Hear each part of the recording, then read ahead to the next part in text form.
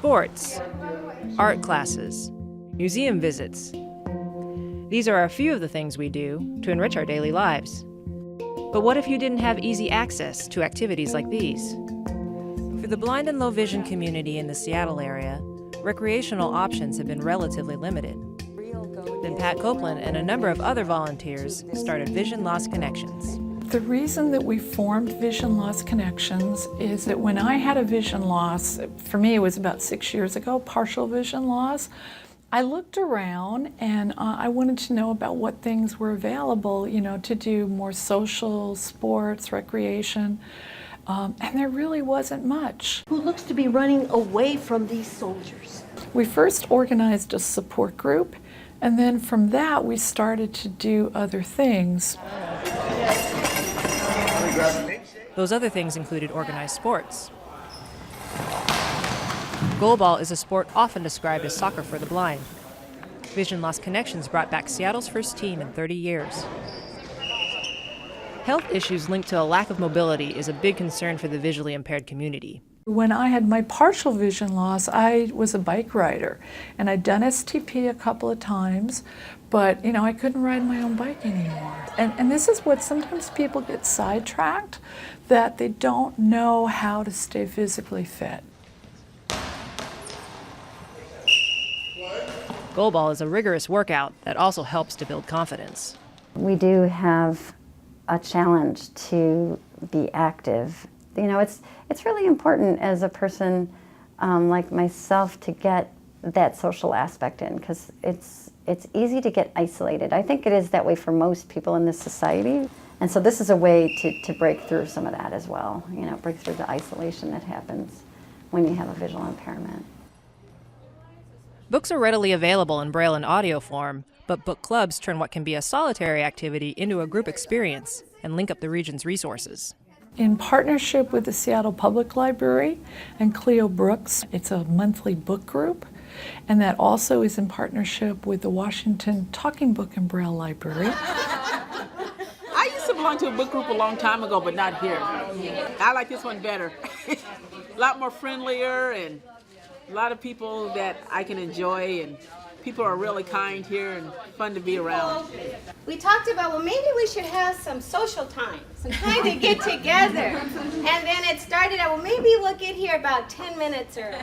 Now people are arriving at 11:05. And Vision Loss Connections is doing something new at art classes. This is the first time we've done this. This is our first experience of teaching them tactile art. This is the next step, sort of bringing the art to them, empowering them to do art. So what we're going to do is exactly, Stacy has this perfectly done. Take your nose, hold it up to your face. Today the class will be making masks and doing tile work. It's almost a dry glue. Tony Brown is a Vision Loss Connections volunteer who does a little bit of everything. Chief cook and bottle washer. Tony first began thinking about a different way to engage in art after hearing a lecture from CAREY, the chairman of the Royal National Institute of Blind People. Vision Loss Connections recently brought him to Seattle to talk about art and accessibility. But I do think that we need a radically experimental strategy to bring the image alive. When you're talking about accessibility to the arts, the really tough people to have accessibility is blind people. So I got thinking about this and it realized that there's this whole rich palette of tactile art, that anything that was tactile you could use as your medium as opposed to paint, and that you could really create an art genre using materials that you find in everyday life. CAREY sees art as a way for people to participate more in the world around them. For me, the acid test of art is whether when I finished, I know more about human beings than when I started. And I think that sensitive description, helping people to live the picture, understand the layers of meaning in a novel or whatever, if people come out of that understanding more, then it's worked. And I think that art has got a great deal to contribute to that. Part of that contribution not only includes making art, but experiencing art too. When Picasso's works were recently exhibited at the Seattle Art Museum, Vision Loss Connections and the museum help to get docents trained up on how to verbally describe works of art. You know, she's really putting a lot of time on developing some of the programs that can really help our community. We see her face is almost like a long, elongated profile. It's bringing people together that have lost a certain amount of sight. Maybe you're blind or lost sight, or you're going through eye problems. And we have so many activities for them. For people that don't get out, there's many agencies will come and help you in the home, but there's nothing that ever helps you out of the home. And so this is what's so beautiful about Vision Loss Connections. It's like, as Pat says, we build bridges, we make accessibility for people. Through this, I've made so many friends and so many people that can understand me, that understands my needs. So I think that's why I love it so much.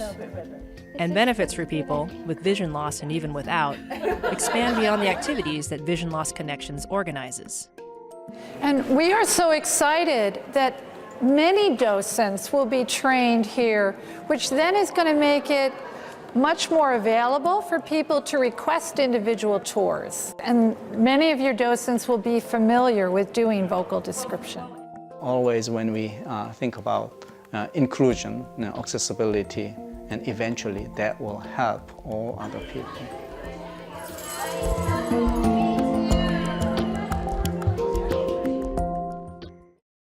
Watch CityStream Thursday nights at 7 on the Seattle channel, or get video on demand and podcasts anytime at seattlechannel.org.